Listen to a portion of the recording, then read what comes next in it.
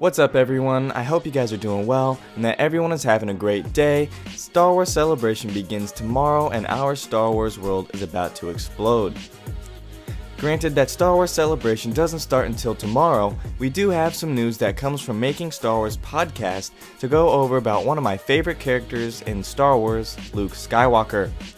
As usual, before we get into it, I'm gonna throw out a quick spoiler warning just in case there's anyone watching who doesn't want any potential spoilers for The Last Jedi. And with that being said, let's get into it. In episode 8, thankfully, there will be a lot more of Luke and we know that he's gonna have a lot of dialogue. This movie will be the first time we hear Luke speak since Return of the Jedi, unless you are counting the second Force Awakens teaser. Either way though, this will be the first time we hear Luke speak new dialogue. The Last Jedi is going to pick up where The Force Awakens left off, and after we see the next moments of what happens with Luke and Rey, we will get to see Luke reunite with two of his friends from the original trilogy, in Chewbacca and R2-D2.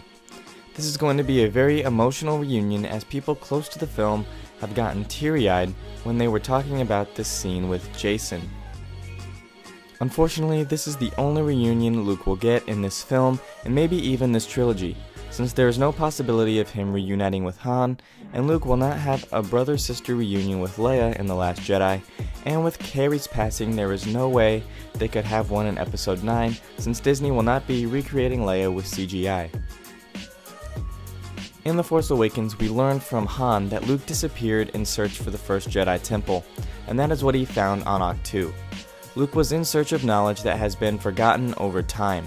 Jason describes that Luke's journey is much more mystical. Also, for those of you who are worried about The Last Jedi being a remake of Empire Strikes Back, worry no more. Jason tells us that this movie does not sound like Empire 2.0, and that while The Force Awakens was a generic Star Wars movie, this new film will be a new story.